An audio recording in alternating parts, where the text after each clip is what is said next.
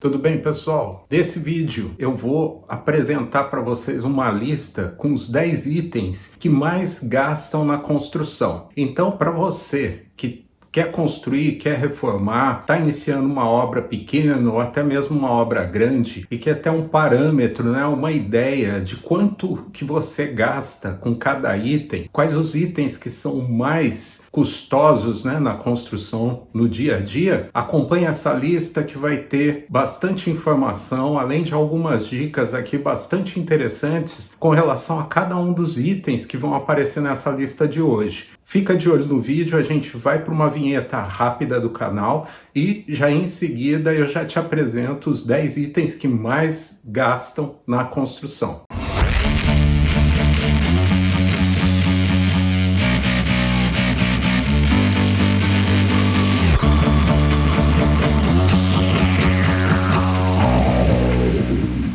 Antes de iniciar a nossa lista, eu quero fazer um alerta. Essa lista de hoje é só referente ao material bruto da obra. Se eu fosse fazer uma lista com os dois materiais, né, o material bruto e também o material de acabamento, o vídeo ia ficar muito extenso, bastante cansativo e não seria tão agradável de assistir. Então, nessa primeira lista, eu estou apresentando os 10 itens que mais consomem dinheiro, né, que mais consomem o nosso orçamento na obra, da fase bruta. E depois eu vou colocar aqui para vocês um vídeo com os 10 itens que mais consomem a verba, né, da obra na fase de acabamento. Então, primeiro nós vamos começar com essa fase bruta e depois passamos então para a lista de fase de acabamento. Para elaborar essa lista, eu utilizei todas as informações que eu tenho nas minhas planilhas que eu faço para cada obra. Então, eu acredito que o resultado que eu vou apresentar aqui em percentual de gasto de cada item para vocês, ele é muito aproximado do que vai acontecer em qualquer situação que você tenha na sua obra, seja ela pequena ou grande. Essa lista tem 10 itens, né, que a gente utiliza na obra. Então, nós vamos começar do 10º, o que menos gasta nessa lista, e vamos caminhando até o primeiro colocado, o item que mais gasta na obra. E antes de começar, eu quero pedir para você não deixar de se inscrever. E se inscrever, ativar as notificações e também compartilhar esse vídeo. Não esquece que no nosso canal nós temos diversos outros vídeos, como eu sempre falo aqui para vocês, que apresentam dicas, né, várias opções aí para vocês se inteirarem com relação a esse ambiente, com esse universo relacionado à obra, à construção, à reforma, além de diversas dicas aí, truques que vocês podem utilizar para inclusive reduzir o custo na sua construção. Então vamos começar com o nosso 10º colocado. Nesse caso, a 10ª colocação ficou com o ferro, mas não aquela ferragem armada que a gente já compra pronta, que vem toda estipulada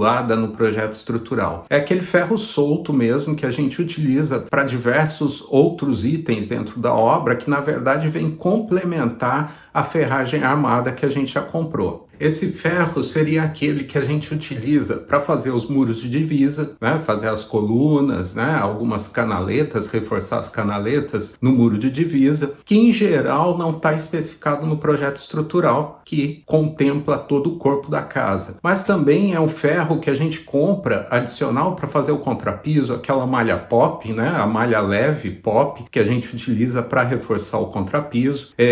Também algumas canaletas que a gente coloca sobre as portas, né, e também janelas, tudo para reforçar. Então é um ferro adicional que na verdade não está no projeto estrutural. Esse ferro nós também utilizamos para reforçar aquelas tampas de caixa de esgoto. Se você não compra aquela caixa de esgoto pré-fabricada, em geral teu pessoal na obra mesmo confecciona toda a caixa e depois tem que fazer aquela tampa. Então você coloca um ferro sobre a tampa, né, dentro do concreto da tampa, para reforçar essa tampa. E diversos outros itens também que a gente acaba utilizando essa ferragem extra, né? Essas barras de ferro que vem solta ou malhas e tudo mais no complemento da obra. O ferro nesse caso, em 10º colocado, ele correspondeu a 4,5% de todo o material, né? Toda a verba que a gente utilizou na obra. O nono colocado, que consumiu 5% do nosso orçamento na obra, foi o material da parte elétrica. Mas esse material da parte elétrica, como eu disse, a lista é de materiais brutos, né? Os 10 itens brutos que gastam mais do nosso orçamento para a obra, então eles referem apenas a essa parte bruta mesmo da instalação elétrica. Então foi a fiação, quadro de distribuição, barramento, todos esses itens. Logicamente, como não é acabamento, né, não entraram interruptores, placas, toda aquela parte de finalização. Então, nesse item nós temos fios, cabos, conduítes, disjuntores, os quadros de distribuição em geral. Então, é apenas realmente o material bruto. Agora nós temos o oitavo colocado, que são os tijolos baianos, né? Os tijolos cerâmicos de vedação, não os estruturais, né? São aqueles tijolos cerâmicos que habitualmente o pessoal chama de tijolo baiano. Não só o tijolo, mas também as canaletas do mesmo material, que em geral na obra nós utilizamos o bloco de concreto e também a canaleta de concreto. E os tijolos cerâmicos, né, o tijolo baiano, você também tem a opção do tijolo em si e também da canaleta. Esse item ficou em oitava colocação, correspondendo a 5,5% do nosso orçamento total da obra. Vocês vão ver na lista adiante que nós também utilizamos, é lógico, também o bloco de concreto, as canaletas de concreto, mas isso daí representou uma despesa um pouco maior na nossa lista aqui. Mas, em algumas fases da obra, a gente faz a opção por utilizar o tijolo baiano, né, as canaletas também cerâmicas, para redução de peso, dar maior agilidade e também em virtude do custo. O nosso sétimo colocado na obra foi o telhado. Esse telhado é um telhado simples de telha de fibrocimento, com um madeiramento tradicional. Então nessa soma de todos os itens, né, e depois nós geramos essa nossa lista de 10 itens, esse item de telhado, ele representa a telha propriamente dita, o madeiramento, os parafusos, as vedações, que foram utilizados nessa confecção do telhado. Além desses itens que constituem o telhado propriamente, nós também colocamos nessa soma as calhas, os condutores, todos os itens para finalizar, né, todo esse telhado, inclusive os fechamentos com os rufos e tudo mais. Esse telhado que eu estou citando aqui para vocês é o telhado embutido, por isso que eu até comentei, né, que foi utilizado telha tradicional de fibrocimento. Esse telhado embutido é o que mais tem sido utilizado ultimamente nos projetos arquitetônicos que estão sendo desenvolvidos no dia a dia. Mas se você, por acaso, for fazer uma casa com um telhado aparente e for utilizar aquelas telhas especiais, telhas coloridas ou algum outro tipo de telha diferenciada, muito provavelmente o custo vai subir bastante e, consequentemente, é muito provável que esse item acabe mudando de colocação nessa nossa lista. O telhado embutido, ele tem essa vantagem de você poder utilizar uma telha mais simples porque ele não fica aparente. Então, nesse caso, a despesa geral de telhado na nossa obra ficou nessa faixa, né, e acabou colocando o item telhado dentro dessa colocação. O nosso sexto colocado foi o madeiramento geral da obra, que ficou com 6,5% de todo o orçamento. Esse madeiramento é justamente aquele que a gente utiliza para dar todo o suporte da construção em si na fase bruta. Então é o madeiramento que nós utilizamos para fazer as caixarias, né, as formas, os moldes das vigas, dos pilares, também aqueles pontaletes que nós utilizamos para segurar, para fazer o escoramento da laje, e todo o madeiramento que é utilizado também para fazer calçada, tampa de caixa de inspeção e tudo mais. Além disso, eventualmente nós também utilizamos alguma coisa de madeirite para fazer uma forma que precise de um acabamento mais refinado, né? Forma de marquise, forma de escada, nós utilizamos madeirite. então esse item também entra. Como eu já comentei aqui em alguns vídeos do nosso canal, o madeiramento que nós utilizamos é a madeira de pinos, que é uma madeira mais leve, é uma madeira mais barata também, fácil de se trabalhar, mas tem uma resistência, uma durabilidade pequena. Então eu até recomendo nesses outros vídeos que você sempre converse com o pessoal da obra para trabalhar com esse material de forma bastante eficiente para tentar esticar essa durabilidade. Como é um material frágil que não aguenta muito tempo, ele em geral dura apenas uma obra e tem muito material que a gente acaba descartando durante a obra mesmo. Tábua que racha, que quebra, que não serve mais para nada. Então, apesar de ser um item, né, que é barato, mas se utiliza muito. Você não tem ideia do quanto de madeira que se vai numa obra dessas, né? Que se trabalha com caixaria, que se precisa fazer forma. Então, como é um item que acaba representando uma despesa até que elevada, é sempre importante que você converse com o pessoal para sempre ter bastante cuidado para mexer, para desenformar, para tirar os pregos, deixar essas tábuas limpas, né? Tábuas, sarrafos, pontaletes, para você pelo menos conseguir utilizar o máximo possível em cada obra. No quinto lugar, então, nós ficamos com os blocos e canaletas de concreto. Eles representaram 7% do gasto total na obra. Como eu comentei lá no começo do vídeo, em geral nós fazemos a parte de subsolo, térreo, com blocos e canaletas de concreto. E daí a parte superior, em geral, nós utilizamos tijolos baianos. Se você optar por fazer toda a casa com bloco e canaleta de concreto, certamente o custo, né, desse item, né, o orçamento que vai ser destinado a ele vai ser bem maior. Mas é uma opção muito boa utilizar o tijolo cerâmico por causa do peso e também por causa do custo. Desde que o teu projeto estrutural permita isso, é uma excelente opção. Mas nesse caso, dentro desse formato que nós trabalhamos, né, fazendo subsolo, se houver no prédio, e o térreo com bloco e canaleta de concreto, e depois a fase seguinte, né, a fase superior com tijolo cerâmico, o bloco e a canaleta de concreto acabou ficando nessa colocação. Mas vale uma dica, né? Sempre que a tua obra permitir, sempre que o teu engenheiro autorizar, se você puder fazer a opção de utilizar os tijolos cerâmicos, você vai ter essa vantagem. Redução de peso, né, nos andares superiores e também uma redução de custo. Vamos passar agora então para o quarto colocado. Não sei se vocês perceberam, mas a cada item que eu fui falando até esse momento da lista, a diferença de um item para o outro era de apenas 0,5% em geral. A partir de agora a gente já vai ter um aumento bem significativo, um distanciamento entre um item da lista e outro, porque são itens que gastam realmente muito mais na nossa obra. Então nós estamos falando entre 4, 4,5, 5, né? A diferença de 0,5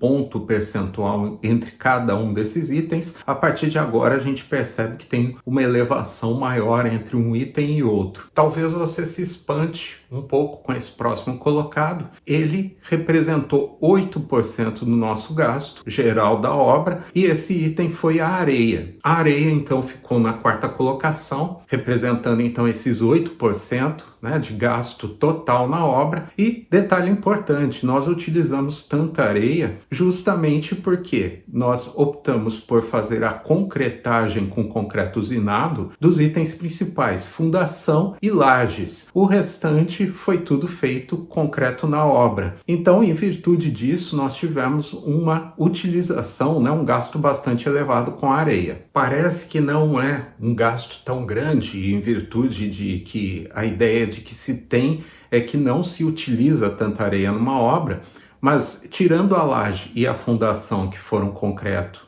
usinado, né, a utilização, nós temos vigas, pilares, diversos itens, né, da obra que nós fizemos o enchimento, inclusive o contrapiso com concreto feito na obra. E, logicamente, nisso a gente precisa tanto da areia quanto do cimento, dependendo do caso, da pedra ou pedrisco. Além desses itens, também nós utilizamos bastante areia no reboco, tanto interno quanto externo do prédio. E agora, chegando no nosso terceiro colocado, nós temos o cimento. Eu acabei de falar para vocês com relação ao uso da areia, né? E é lógico, essa areia ela está sempre acompanhada do cimento, né? Então o cimento representou 9,5% do gasto total na nossa lista. Logicamente, se você fizer o uso de concreto usinado no máximo possível de itens dentro da sua obra, esse consumo de cimento e também de areia certamente vai baixar bastante e muito provavelmente vai mudar a colocação desses dois itens nessa lista. Aqui, inclusive no canal, eu tenho um vídeo bastante interessante que eu vou deixar aqui na descrição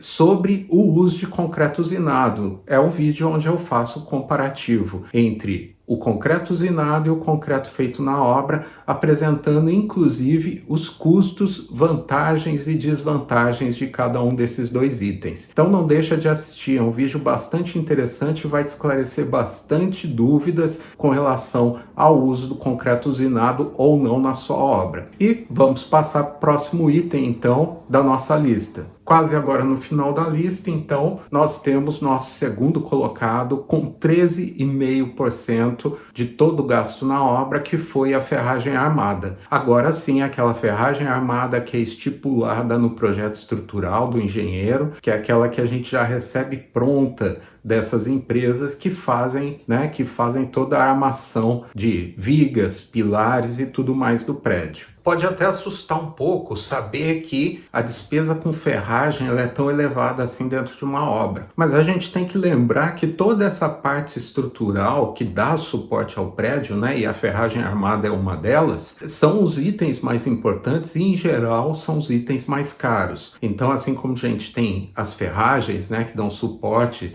fazem todo esse esqueleto do prédio de viga, fundação, pilar, viga baldrame, esses itens realmente representam um gasto bastante elevado. Em virtude disso, a ferragem armada ficou nessa segunda colocação. Chegamos então no primeiro lugar da nossa lista, né? O item que mais gastou o nosso orçamento na construção de qualquer um dos prédios que nós fizemos até então. Esse item, eu acho que não é surpresa para ninguém, foi a laje, que consumiu 25%, ou seja, 1/4 do orçamento total da obra. Então, somando todas as lajes que foram feitas, nós gastamos 1/4 do valor total que nós tínhamos disponível. Lembrando que, além da laje, né, foi utilizada a laje pré-moldada, além da laje também está incluso nesse custo que colocou ela em primeiro lugar, o concreto usinado para enchimento dessas lajes, né? Que logicamente não adiantaria eu colocar o custo, né, apenas da laje sem a concretagem. Então, para a laje atingir esse primeiro colocado, né, nós tivemos aí os custos tanto da laje quanto do concreto usinado que foi utilizado para finalizar essa peça. E lembrando, a laje, assim como a ferragem armada, ela faz parte da parte estrutural, né, do prédio. Depois que nós passamos então todos esses 10 itens, né, da construção, dessa fase bruta, né,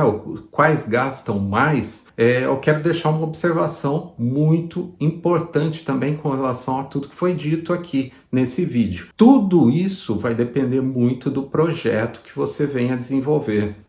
E esse projeto ele vai sofrer alteração em virtude de diversos fatores, até mesmo do local onde você está construindo. Se o terreno ele é em aclive, declive, se ele é plano, o tipo de fundação que vai ser utilizado e também o projeto arquitetônico. Dependendo de alguns fatores no projeto em geral, do formato do teu prédio, pode ser que você tenha uma variação, mas eu acredito que vai ser muito pequena se for um prédio padrão. Talvez você se questione, mas e o valor que foi gasto com cada um desses itens? A gente sabe que os preços estão sendo atualizados, reajustados, está tendo aumento com muita frequência. Então, se eu colocasse valores, esse vídeo ia acabar servindo apenas para um determinado momento, porque a gente sabe que as coisas mudam com muita rapidez. Também a gente tem a questão de os preços mudarem também relativamente de acordo com a região que você mora. Então, com o percentual, você tem mais ou menos uma base de quanto que se gasta com cada item em percentual. Trabalhando um pouco com os valores que você tem disponível, você vai ter uma ideia de quanto você gastaria então com cada um desses itens que foram citados nessa lista dos 10 itens que mais gastam na sua construção. Então, se você pegar toda essa lista, pegar os percentuais que eu informei e pegar esse valor que você pretende investir na sua construção, você vai ter uma base de quanto gastaria com cada um desses itens. Fazendo uma pesquisa de mercado, você consegue verificar se, inclusive, o valor que você pretende investir é o suficiente para tocar a tua obra até o final. E uma outra informação importante também é que, se você teve a curiosidade de somar todos os percentuais que eu informei aqui, eu inclusive estou colocando aqui uma tabela com cada um dos itens, você vai perceber que nós chegamos a 90,5%.